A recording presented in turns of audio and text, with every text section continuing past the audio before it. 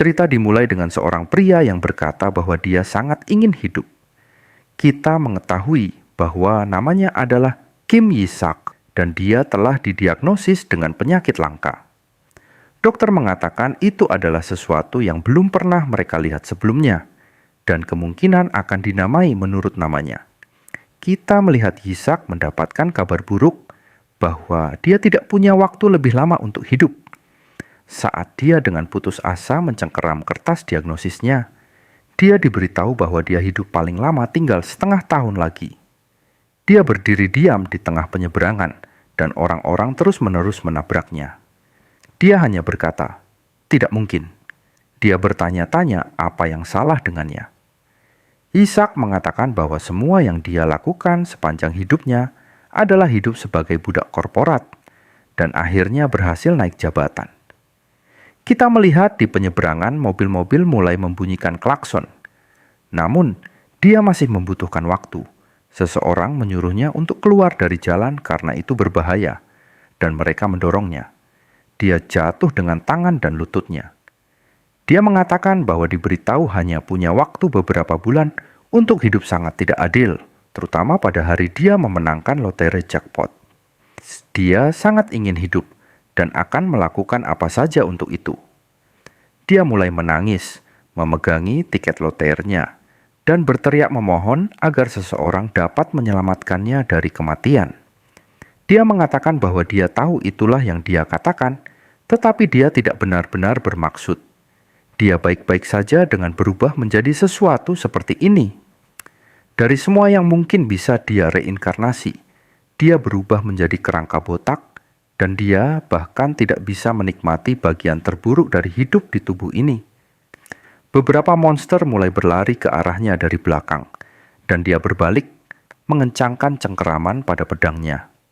Dia mengayunkan, memotong mereka menjadi beberapa bagian. Dia mengatakan bahwa dia harus memastikan untuk membunuh mereka semua. Darah mulai menetes dari pedangnya, dan dia mendengar beberapa langkah kaki yang keras. Dia berbalik untuk melihat makhluk raksasa mengulurkan telapak tangannya ke arahnya. Dia melompat dari tanah, menghindarinya, dan sekarang melihat ke bawah monster itu. Dia mulai menyeringai, mengatakan bahwa dia akhirnya bisa menyelesaikan omong kosong ini. Dia berteriak, memberitahu monster itu untuk mati, sembari memotong kepala monster itu. Dia mengatakan bahwa itu adalah yang terakhir dari mereka. Dengan ini, seluruh pasukan pemberontak telah dieliminasi. Jadi sekarang dia bebas. Dia menjelaskan bahwa setelah dia bereinkarnasi sebagai kerangka monster pemanggil kelas rendah, dia berevolusi menjadi Lich. Dia membawa kemakmuran bagi umat iblis yang berada di ambang kehancuran. Dia mungkin tidak memiliki rambut, tetapi setidaknya dia adalah Raja Iblis yang agung. Tentu saja, karena mereka monster, mereka tidak dapat mengucapkan namanya dan terus memanggilnya Isaac, bukannya Ishak. Meskipun dia memberitahu mereka berkali-kali bahwa itu bukan namanya, mereka jelas tidak dapat mengucapkannya. Bagi para idiot ini yang bahkan tidak dapat mengucapkan namanya, ini adalah perpisahan bagi mereka. Mereka bertanya kemana dia pergi, dan dia berkata untuk mendapatkan apa yang menjadi haknya. Tujuan akhirnya adalah untuk dapat makan, dan bahkan merasakan sakit dengan sekali lagi menjadi manusia, sehingga dia dapat melakukan hal-hal yang dia inginkan. Dia melompat ke suatu tempat yang sangat terang, kebalikan dari tempat dia berada. Kita melihat kepala monster itu terlempar ke lantai.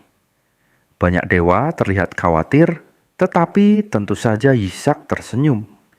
Kita diperkenalkan ke alam ilahi saat kita melihat mereka semua duduk di tahta mereka. Dia mengatakan bahwa dengan ini, dia sudah mengurus semua faksi yang menantang para dewa. Dan dia berharap mereka tidak melupakan janji mereka seperti yang tertulis dalam kontrak mereka. Bahwa mereka harus mengubahnya menjadi manusia. Mereka mulai berbisik, mengatakan bahwa mereka pikir itu akan memakan waktu setidaknya 500 tahun. Mereka bertanya, orang gila macam apa dia ini? Ini adalah skema yang dibuat oleh para petinggi untuk menjadikannya budak gratis. Ishak bilang dia bisa mendengar mereka, dan dia bertanya mengapa mereka mengulur-ulur waktu. Mereka mengatakan bahwa mereka akan mengubahnya menjadi manusia jika dia melakukan pekerjaannya, dan dia melakukan apa yang mereka minta. Salah satu dewa bertanya apakah dia bisa melakukan satu hal lagi, dan dia bertanya-tanya apakah mereka benar-benar mengira dia tengkorak berkepala kosong. Dia menggertakkan giginya, bertanya apakah mereka mencoba menganggapnya sebagai orang yang mudah ditipu, dan bahwa dia akan mendapatkan apa yang menjadi haknya. Dia berteriak, bertanya apakah mereka membuatnya melakukan semua itu ketika mereka tidak memiliki cara untuk mengubahnya menjadi manusia. Para dewa mengatakan sepertinya dia tahu, dan inilah mengapa mereka menentangnya sejak awal. Dia bertanya apakah itu benar-benar semua yang harus mereka katakan untuk diri mereka sendiri. Karena dia adalah makhluk yang dipanggil melalui sihir terlarang. Dia berada di luar batas hukum alam, yang membuatnya tidak mudah binasa. Dia tidak bisa mati karena dia undead, dan kemampuannya juga membuatnya menjadi ancaman bahkan bagi alam ilahi. Jika mereka tidak dapat mengubahnya menjadi manusia, mereka tidak berguna baginya. Mereka memohon padanya, mengatakan bahwa dia harus memberi mereka waktu, dan jika dia melakukan beberapa hal lagi, mereka mungkin bisa melakukannya. Dia mengatakan mereka telah gagal menepati janji mereka, dan dia tidak memberi mereka kesempatan kedua. Sekarang mereka harus membayarnya dengan nyawa mereka. Saatnya bagi mereka semua untuk menjadi kerangka seperti dia. Dan dia mulai tertawa sambil mengisi bom roh. Mereka mulai berteriak sambil melihat auranya berputar-putar dengan keras di dalam ruangan. Kita melihatnya membentuk bola ungu kecil di atas tangannya. Dia terus tertawa, berpikir bahwa dia akan mendapatkan balas dendam manis. Tetapi kemudian itu benar-benar menghilang, dan dia bertanya-tanya apa yang terjadi karena mananya memudar, dan dia tidak bisa menggerakkan tubuhnya. Salah satu dewa berbicara, mengatakan bahwa itu cukup, dan siapapun yang namanya tertulis di sini tidak bisa bergerak, tidak peduli siapa mereka. Kita melihat bahwa dia benar-benar menuliskan Ishak, dan itu adalah mantra yang disebut mengusir bencana, sihir suci kelas tertinggi yang digunakan untuk menyegel bencana seperti dirinya. Dia seharusnya berterima kasih bahwa mereka membiarkan dia melakukan perintah mereka. Mereka bertanya bagaimana iblis yang berani menentang mereka, dan dia harus hidup sebagai serangga. Dia berkata, tentu saja, mereka bisa memilih ulat berbulu atau sesuatu. Dewa bertanya mengapa dia begitu terobsesi dengan rambut, memanggilnya makhluk yang rendahan. Serangga itu kemudian mulai bersinar terang di tangan dewa, dan dia bertanya-tanya apa yang terjadi. Ishak terus tertawa, mengatakan mereka seharusnya lebih cepat dan tidak pernah mengungkapkan rencana mereka.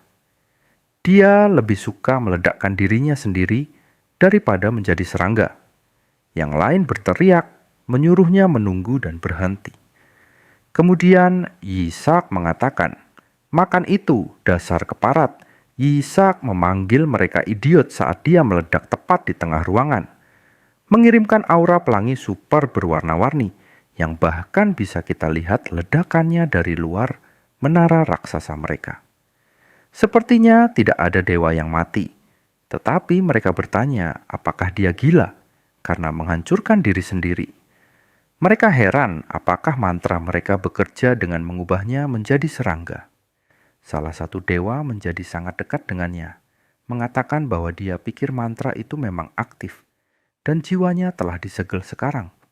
Dengan kepergian Raja Iblis, mereka seharusnya bisa mendapatkan kembali kekuatan mereka. Setiap kali iblis menghilang, mereka menjadi semakin kuat. Namun, mereka belum bisa menurunkan kewaspadaan mereka, dan mereka tidak tahu kapan bencana lain dari jenis yang sama akan lahir. Mereka akan menciptakan wadah yang sempurna dari orang suci di alam manusia, dan memusnahkan setiap iblis terakhir. Salah satu dewa bertanya kepada dewa yang lain, apakah dia baik-baik saja, karena dia sudah menghabiskan banyak kekuatannya. Dia berkata untuk tidak khawatir tentang itu, dan hanya memilih jiwa yang tepat untuk dimasukkan ke dalam tubuh orang suci. Untuk Raja Iblis, dia akan menyiksanya sebagai serangga untuk selama-lamanya. Kemudian, kita mendengar pikiran Yisak mengatakan bahwa dia pasti telah kehilangan akal sehatnya, dan dia tidak dapat mempercayainya. Mungkin dia menjadi bodoh karena dia adalah kerangka tanpa otak. Tetapi untuk beberapa alasan, itu sangat terang. Dia bertanya-tanya apakah dia bahkan dapat menutupi matanya dengan tangannya. Ketika dia mengangkatnya, dia bertanya-tanya apa-apaan kehangatan dan kelembaban ini. Dia mengatakan bahwa ini adalah tubuh manusia. Bertanya-tanya apakah keinginannya benar-benar menjadi kenyataan. Dan mungkin para dewa mengacaukan segel entah bagaimana. Salah satu perawat memanggilnya orang suci, memberitahu yang lain bahwa orang suci itu telah membuka matanya. Mereka bertanya apakah dia terbangun dari tidurnya, dan yang lain mengatakan bahwa akan menyenangkan jika dia terus tidur. Yisak bertanya-tanya apakah mereka adalah pengasuhnya, dan apakah dia benar-benar telah menjadi manusia. Salah satu perawat mengatakan bahwa itu tidak dapat dihindari, karena dia merasa sedikit tidak enak, dan mereka harus melakukan pekerjaan mereka. Mereka tahu dia baru saja terbangun, tetapi dia harus tertidur kembali selamanya dengan damai. Mereka mungkin memegang sebotol racun. Yisak terlihat khawatir, mengatakan untuk menunggu karena dia baru saja meninggal, dan dia bertanya-tanya apakah dia harus mati lagi. Pria itu meminta maaf sekali lagi, mengatakan dia akan membuatnya tertidur selamanya saat dia mulai menempelkan botol ke bibirnya. Yisak berbalik ke kiri, dan mereka mencoba lagi, tetapi Yisak selalu menghindar. Yisak mengangkat tangannya untuk berhenti, lalu mereka bertanya, mengapa dia tidak mau meminumnya? Yisak bertanya apakah mereka bercanda. Yisak mengatakan bahwa dia akhirnya menjadi manusia, dan tidak mungkin dia akan minum sesuatu yang mencurigakan seperti itu. Tetapi dia bertanya-tanya bagaimana dia menjadi manusia. Mereka menyuruhnya untuk makan seperti bayi dan tidur selamanya, atau lebih tepatnya tidur nyenyak, memanggilnya Sir Isaac.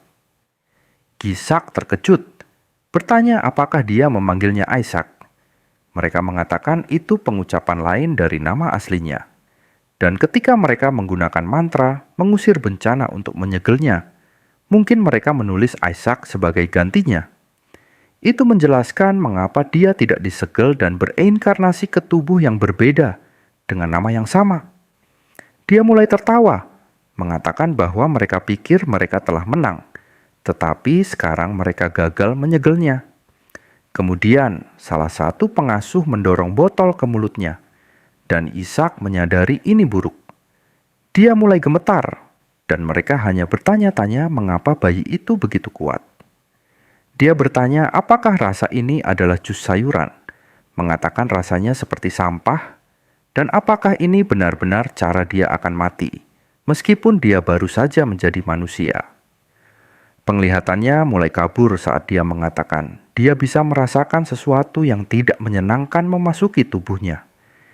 Di Kekaisaran Suci Hela, kuil timur pusat, kita melihat seorang pria berjalan sambil tersenyum. Uskup mengatakan bahwa bayi itu seharusnya menemui ajalnya sekarang. Orang lain mengatakan bahwa uskup tampak cukup bersemangat. Kita diperkenalkan dengan Kaisar Kekaisaran Suci, bernama Alexander Heathcliff Hela. Uskup menyambutnya, dan Alexander bertanya apa urusannya di sini. Uskup mengatakan mereka datang untuk menyambut orang suci. Alexander mengatakan dia membuatnya terdengar, seperti terpaksa dengan mengatakan bahwa dia harus hadir karena itu orang suci. Tetapi bukankah akan ada masalah jika terjadi kesalahan lagi setelah kandidat orang suci yang sebelumnya terbunuh? Kemudian dia mendengar seseorang berteriak. Alexander berbalik, khawatir, dan uskup mulai menyeringai. Mereka semua mulai berlari, bertanya apa yang terjadi pada tuan muda. Salah satu pengasuh mengatakan bahwa ini gila dan Alexander takut akan skenario terburuk. Namun, dia hanya mengatakan bahwa dia terlalu imut dan lihat perut gembulnya itu. Dia adalah malaikat kecil yang imut. Uskup mengatakan ini tidak mungkin. Dia masih hidup bahkan setelah minum sebanyak itu. Karena itu bukan hanya jus sayuran. Kita mendapat kilas balik ke beberapa menit yang lalu ketika Yitzhak bisa merasakan sesuatu yang tidak menyenangkan memasuki tubuhnya. Dia kemudian menyadari apa itu racun suci. Itu adalah racun penghancur yang menghancurkan kekuatan suci para anggota pendeta. Racun itu tidak memiliki efek langsung, tetapi karena itu racun, menjadi mematikan jika terlalu banyak terakumulasi di dalam tubuh. Namun, racun itu terbuat dari mana iblis? Sebagai mantan Raja Iblis, ini sempurna. Memberikan hal-hal yang terbuat dari mana kepada iblis seperti dia, sungguh sangat menguntungkan. Dan dia akan memakan semuanya, dan memperlakukannya sebagai makanan bayi. Dia kemudian mulai berteriak. Jelas dia tidak bisa bicara. Jadi dia dalam keadaan gugu gaga, meminta lebih banyak botol. Para pengasuh mengatakan mereka mulai memahaminya. Salah satu dari mereka mengatakan bahwa racun tidak akan langsung menunjukkan efeknya. Yitzhak memberi mereka acungan jempol, mengatakan bahwa ini adalah penyerapan mana yang sempurna. Dia tidak tahu siapa yang membuatnya, tetapi itu cukup bagus. Sekarang, dia mengerti apa yang harus dia lakukan untuk saat ini. Saat dia menutup matanya, dia mengatakan dia perlu memasuki dunia bawah sadar. Di bagian terdalamnya, di sumbernya, dia akan membuat sebuah mana core. Dia mendarat, mengatakan bahwa karena ruang ini aman, sekarang dia bisa fokus. Seperti yang kita lihat sebuah bola di tangannya, dia mengatakan bahwa dia perlu menempatkan mana yang dia serap ke dalam inti. Dia membutuhkan inti untuk dapat menggunakan sihir nanti. Jadi dia ingin mempersiapkan terlebih dahulu. Kemudian dia mulai menderita ledakan mana. Tetapi dia terkejut oleh sesuatu. Dia bertanya apa ini? Mengatakan bahwa mana core seharusnya menjadi salah satu dari 3 warna primer. Tetapi untuk beberapa alasan, miliknya berwarna putih. Bukan masalah. Dia bertanya-tanya bagaimana kekuatan sebesar ini dapat hadir di dalam inti kecil yang bahkan belum sepenuhnya berkembang. Dia menyeringai, mengatakan bahwa ini benar-benar di luar harapannya. Saat dia berjalan maju melalui aura menuju inti, dia bertanya, berapa banyak berkah yang diciptakan dalam tubuh muda ini? Jika dia tumbuh dengan baik, dia mungkin bisa menjadi monster yang jauh lebih hebat daripada di kehidupan masa lalunya. Kita melihat dia menulis kata-kata Isaac di intinya dan bertahan hidup tepat di bawahnya. Dia mengatakan itu adalah keinginannya yang paling putus asa. Tidak peduli apa, dia ingin bertahan hidup. Kedua mantra ini diwarisi dalam tubuh ini. Jadi meskipun dia adalah mantan Raja Iblis, dia akan memanfaatkannya dengan sebaik-baiknya. Para pengasuh bertanya-tanya, apakah mungkin dia sudah mati sekarang? Wanita itu berkata untuk memeriksanya, dan Yitzhak mengangkat jarinya. Mereka berkata bahwa dia belum mati. Dia mulai berbicara dalam gugu gaga, dan tentu saja dia meminta botol yang lebih kuat. Sekarang, kita kembali ke masa sekarang. Alexander berkata itu melegakan, mengatakan bahwa tidak ada hal buruk yang terjadi. Kemudian Ishak berkata, meskipun dia hampir dibunuh, itu sebenarnya cukup melegakan.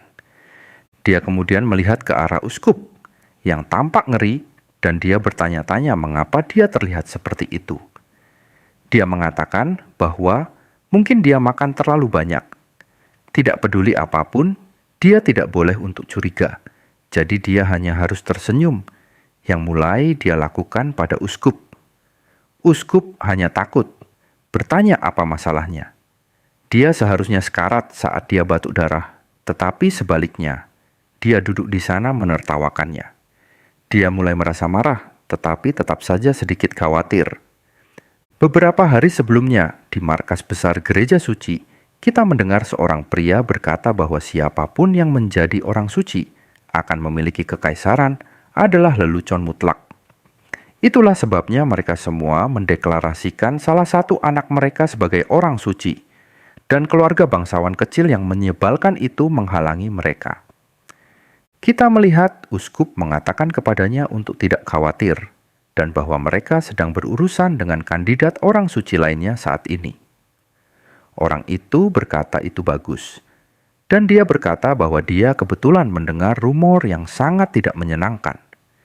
Mereka mengatakan bahwa seorang kandidat orang suci muncul dari keluarga Yesua.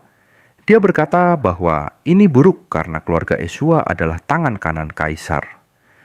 Uskup berkata, tidak ada yang dapat mereka lakukan tentang mereka, dan pria itu melempar cangkirnya ke tanah, mengatakan bahwa dia mungkin meninggal sebelum dia sampai di sana. Dia hanya membutuhkannya untuk pergi memverifikasi mayat, dan dia bertindak terlebih dahulu untuk memastikan kematiannya. Orang suci itu hanya bisa datang dari keluarganya di Baret. Kita diperkenalkan dengan kardinal bernama Huri Baret. Uskup berkata bahwa dia diberitahu bayi itu akan mati. Jadi mengapa dia masih hidup? Ini tidak bisa terus seperti ini. Alexander mengatakan ini menarik, dan rambut pirang platinanya yang berkilau sungguh ikonik. Pendiri Kaisar Suci memiliki warna rambut yang sama. Isaac menatapnya, menyadari dia adalah kaisar. Alexander mengatakan dia terlihat lebih dekat dengan dewa daripada paus saat ini, dan dia pasti kandidat orang suci terakhir. Isaac terkejut dengan kenyataan bahwa bayi ini adalah kandidat orang suci, dan tidak heran mereka terus memanggilnya orang suci. Uskup menyadari kaisar mulai menyukai anak itu, dan dia tidak bisa membiarkan ini terjadi. Dia mengatakan bahwa dia ingin memeriksa anak itu. Alexander bertanya mengapa, dan uskup mengatakan ada yang aneh. Tidak mungkin bayi bisa menghabiskan jus sayuran itu. Alexander bertanya apa yang aneh tentang kandidat orang suci yang memakan makanan biarawan. Isaac hanya tertekan, bertanya bagaimana Raja Iblis bisa menjadi kandidat orang suci. Alexander mengatakan kepadanya bahwa dia hanya dapat melihatnya setelah seseorang dari keluarga Yesua tiba. Isaac kemudian bersendawa, dan dia menyadari bahwa dia mungkin telah membuat kesalahan. Dia melihat ke sekeliling, bertanya-tanya apakah dia tertangkap. Saat uskup meletakkan tangannya lebih dekat ke arah Isaac, dia memanggil Alexander, mengatakan bahwa dia baru saja merasakan energi iblis dari anak ini. Ishak yang aneh berkata bahwa bajingan ini telah memperhatikan, dan dia tampak sedikit khawatir. Uskup berkata bahwa anak ini mungkin kandidat palsu yang membawa mana, dan dia harus segera meminta inkuisitor untuk menyelidikinya. Alexander bertanya beraninya dia, mengingatkannya bahwa dia berbicara tentang kandidat orang suci. Uskup mengatakan kepadanya tidak perlu khawatir, karena paus sudah memilih anak itu dari keluarga Baret sebagai orang suci. Alexander berkata bahwa dia memilih satu dari keluarganya sendiri. Dasar tidak tahu malu. Sekarang Isaac mengerti mengapa mereka mencoba menyingkirkannya. Uskup mengangkatnya dari tempat tidur, sambil berkata bahwa dia akan pergi memerintahkan pendeta dan membawa inkuisitor. Alexander mengulurkan tangannya, menyuruhnya menunggu. Dia melihat bahwa keluarga Yesua adalah sekutu terdekat keluarga kekaisaran, dan sebagai kaisar, dia sangat menyarankan agar mereka menilai ulang anak itu di kemudian hari. Uskup berkata, dia mengerti bahwa dia sudah berbicara dengan paus, dan bahwa dia menyebutkan dia akan mengadakan upacara penobatan untuk putra mahkota hanya setelah pemilihan orang suci. Alexander menyadari bahwa dia berencana untuk menolak secara resmi mengakui putranya kecuali dia setuju dengan pilihan orang sucinya. Dia bertanya, apakah ini niat gereja? Isaac mengatakan bahwa sejujurnya dia tidak ingin tetap menjadi kandidat orang suci. Itu terlalu berisiko karena identitas aslinya dapat terungkap. Uskup mengatakan bahwa jika tidak mereka dapat memeriksa anak itu jika menggunakan sihir pengusiran setan suci mereka. Isaac mengencangkan cengkeramannya pada botol, dan uskup mengatakan bahwa jika dia benar-benar manusia, maka dia tidak akan disakiti, dan jika dia adalah iblis, dia akan dimusnahkan. Uskup dipukul langsung di wajah oleh botol sampai-sampai giginya rontok. Isaac hanya duduk di sana, tersenyum jahat, berbicara dalam bahasa Babel, memanggilnya bajingan sombong, mengatakan bahwa dia akan bermain bersama dengan permainannya. Uskup bertanya bagaimana botol bisa begitu kuat, dan semua orang juga mengatakan bahwa cahaya itu bisa menjadi kekuatan suci, dan bahwa dia adalah orang suci sejati. Uskup mengatakan bahwa dia juga merasakan kekuatan suci darinya, tetapi ini terlalu berbeda. Isaac mulai mengilhami botol itu sekali lagi dan mengangkatnya, memberinya pukulan kedua di wajah, bertanya apa yang akan dia lakukan tentang ini. Kemudian dia terus benar-benar menampar uskup berulang-ulang. Uskup mengatakan bahwa ini pasti mana, dan Alexander hanya tampak senang dengan ini. Isaac mengatakan dia akan membuat botol itu lebih kuat dengan sihir penguatan, dan memberinya satu pukulan terakhir, sambil berpura-pura menjadi bayi kecil yang tidak bersalah. Uskup itu berlutut, dan semua orang mengatakan bahwa dia hanya mengagumi kekuatan sucinya. Isaac hanya bertanya-tanya apa perasaan ini. Setiap kali dia menggunakan mana, dia merasakan sedikit kekuatan suci juga. Karena mana tidak cocok dengan kekuatan suci dan tidak dapat digunakan bersama secara normal, ini pasti ada hubungannya dengan inti putih itu.